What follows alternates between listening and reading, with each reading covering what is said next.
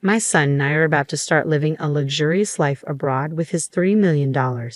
Once you get divorced, you won't be able to support yourself. If you want to know where we're going, you need to get on your knees and lick my shoes." "What? What are you saying? I don't understand." I had no idea what my mother-in-law was talking about. I never knew they were planning to go abroad or that they had saved up so much money. "It's because my son has $3 million. We're going to live a fancy life overseas, just the two of us." "Why would my husband go abroad? And what's this about $3 million? Why do you want to know so badly? If you really want to know, kneel down, beg, and lick my shoes. Then maybe I'll tell you." "Why are you acting like this? Where is my husband?" "Oh, we're very comfortable here. We're enjoying the high life with my son's $3 million, so you're no longer needed." I was shocked by my mother-in-law's words. What does she mean that my husband suddenly got $3 million and is living a luxurious life abroad? And why is she talking as if I'm an outsider? I was filled with anger and anxiety, but I needed to stay calm and figure out what was going on. How did my husband get such a huge amount of money? And could that $3 million be connected to something else? I work as a manager at a big IT company, and that's where I met my husband. His positive and cheerful personality drew me to him, and we eventually got married. In the early years of our marriage, his parents welcomed me warmly. Later on, we had a daughter who is now 14 years old. I grew up in poverty and had a difficult relationship with my parents. Because of my own challenging upbringing, I was determined to give my daughter all the love and care she deserved, while also balancing my career and household responsibilities. However, one day, my husband was assigned to a project in Texas and had to move there alone. "It's going to be tough managing everything on my own with our daughter," I told him. "Yeah, handling work, chores, and our daughter by yourself will be a lot. Maybe we should ask my mom to come and help out," he suggested. Reluctantly, I agreed, seeing it as a practical solution to our situation. So, we decided to have my mother-in-law move in with us to lend a hand. "Mommy, when is Daddy coming back?" my daughter asked one day. "He's going to be in Texas for a while.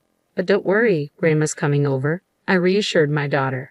And so, my mother-in-law moved in with us. Little did I know that this decision would become the biggest regret of my life. "You're working late again today, huh? Women who neglect their families," I would often come home to her biting remarks. "I have a job too, and I take care of our daughter," I would argue back, but she was never satisfied. "When I was young, family meant everything. I never even thought about working outside the home," she would reminisce. Then, on the day my daughter received good grades at school, she remarked, "It's all thanks to me. What's the point of you? Maybe we don't need you around."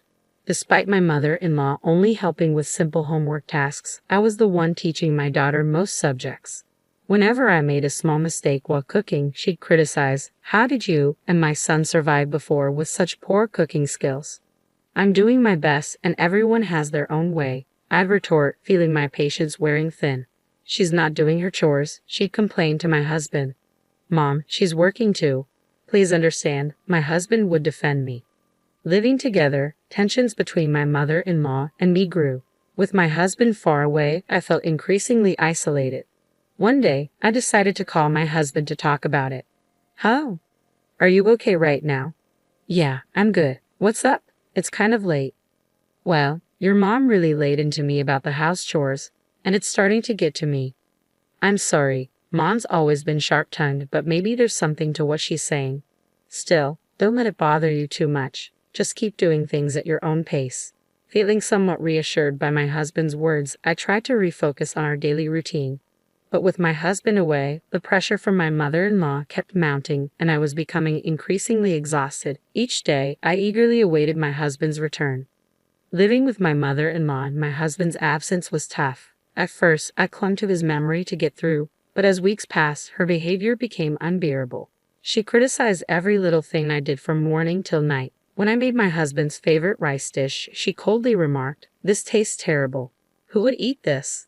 If I took a short break, she'd scold me, saying, "How can a woman who can't handle household chores take a break?" I never had much confidence in housework. With my husband, he would just laugh off my small mistakes. But in front of my mother-in-law, I felt like I couldn't afford to make any errors. I think her treatment of me comes from her intense love for her son. She seems unwilling to accept that he married me and moved away from her. This experience made me resolve never to become an overbearing parent like her.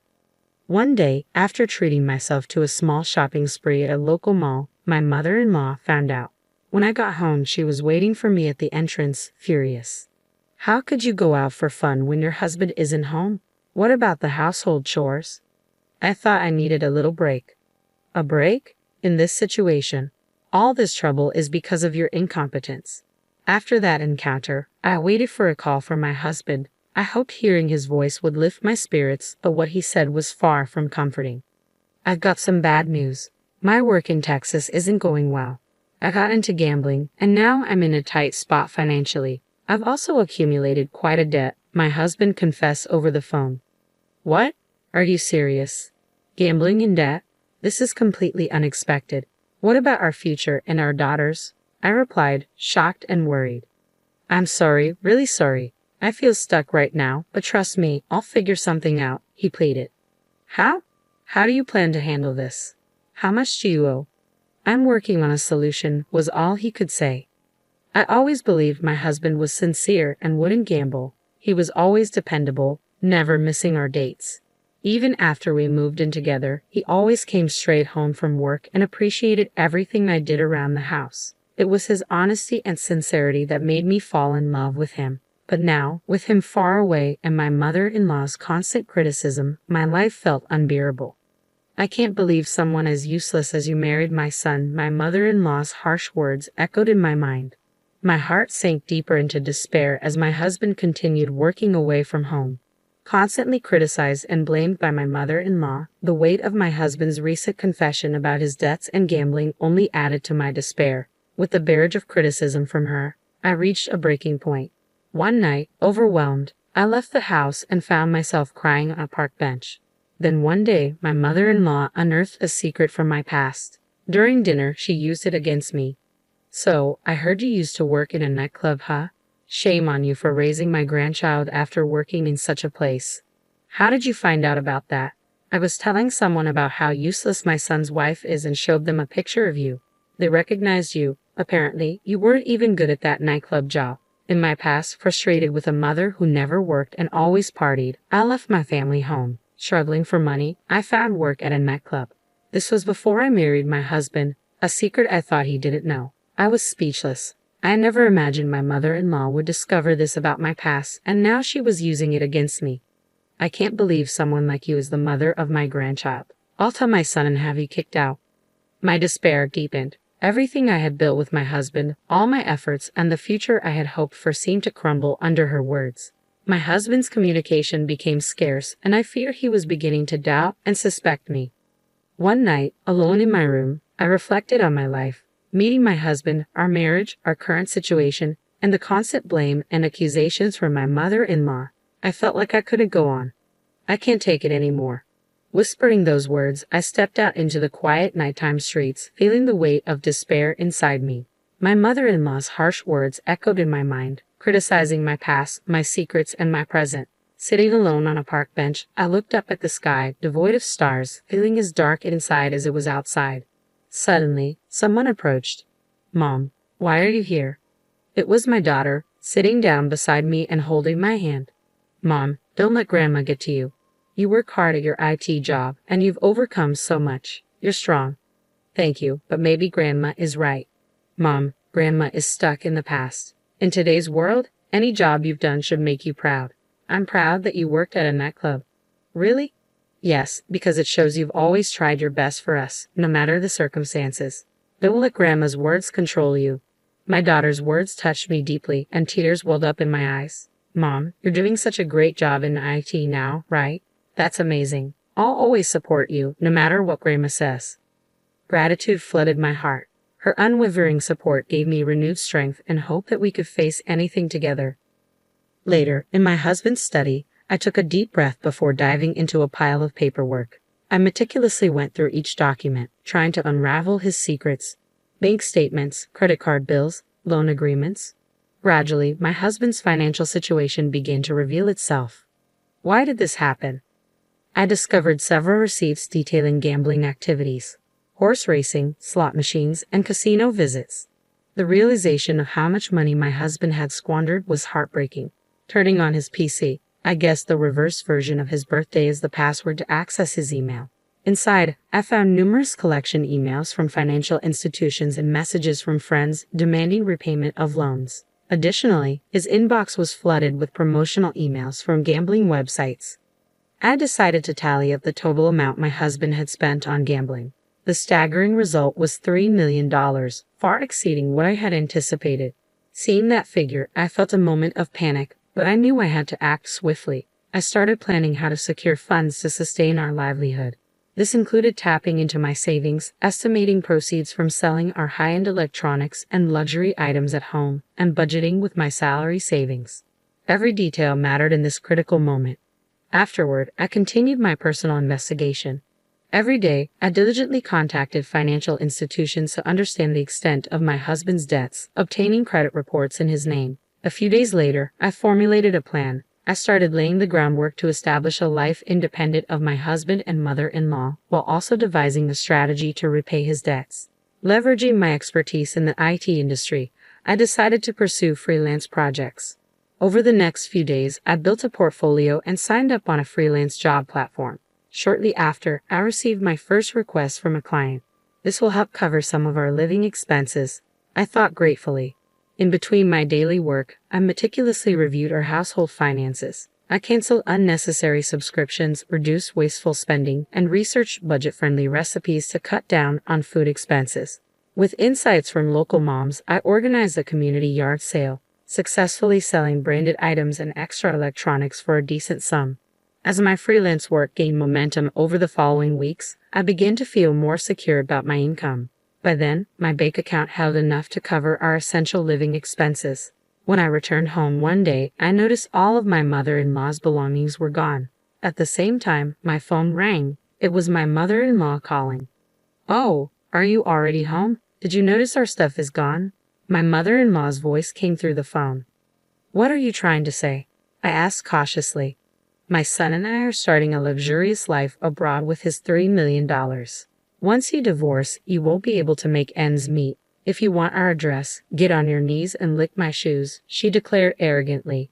I couldn't help but chuckle. Actually, that $3 million is a debt. "Stop joking. There's no way my son has that kind of debt," she retorted confidently. "You might not believe it, but it's true. In his study, there are transaction records from banks and financial institutions, credit card bills, contracts, and more. Plus, on his PC, there are collection emails from financial institutions, messages from friends demanding repayment, and promotional emails from gambling sites. If you don't believe me, why don't you check?" "You're lying," she insisted.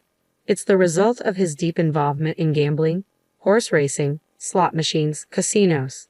In total, it amounts to a staggering $3 million. I've just sent you photos of the evidence. Maybe you should take a look." I had no idea, my mother-in-law admitted, her voice softening. "He probably didn't want you to know, but these are the facts. I've been figuring out how to handle this enormous debt, but I suppose I don't need to anymore." There was a long pause on the other end of the line. "I truly didn't know. I don't know what to say," she finally responded. Without another word, I ended the call. I knew I had to start afresh from this point onward. Despite the shock caused by my husband and mother-in-law's actions, I resolved to move forward for the sake of my daughter and myself. Later on, my husband called. "I'm so sorry. Truly, I am." My husband's voice came through, subdued in a way I had never heard before. But despite his apology, my anger burned unabated. "Why did it come to this? Our family is falling apart because of you," I retorted sharply. "I never thought it would come to this.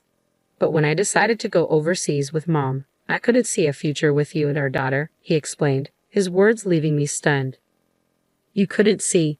It's because of your recklessness and lack of planning that our family is in this mess," I accused bitterly. "I know that, but it's too late now. I made a promise to Mom," he replied. "A promise? What kind of promise sacrifices our daughter's future for your own paradise?" I challenged, feeling the weight of betrayal. There was a prolonged silence from my husband. "Did you ever truly love our family?" "I did, but now it's different." His voice broke, and I could hear him crying. "Please don't hurt us anymore. My daughter and I will live on our own from now on. We'll move on without you." He didn't respond. All I could hear was his sobbing from the other end. Calmly, I hung up the phone. The confusion started when my mother-in-law mistook a bill for $3 million as a winning lottery notice. Believing they had come into a windfall, she began planning their dream move overseas and convinced my husband to go along. Unaware of her misunderstanding and thinking a fresh start abroad would solve their financial woes, he agreed. Realizing it was a bill and not a lottery win, my anger towards my husband grew. I began searching for a lawyer, preparing for divorce, and seeking compensation for emotional distress and child support. A new chapter was about to begin, for me and my daughter, free from my husband and mother-in-law. I consulted with a lawyer about the divorce process, emotional distress claims, and securing child support. During this time, my daughter and I bonded deeply, and she became my strongest supporter. She fully understood my decision and chose to stand by me. Hearing her unwavering support made all the hardships with my husband and mother-in-law worthwhile, and tears of relief and gratitude flowed freely. Meanwhile, my mother-in-law and husband struggled in their new life overseas. Despite their hopes for a fresh start, they encountered ongoing challenges due to inadequate preparation and financial troubles.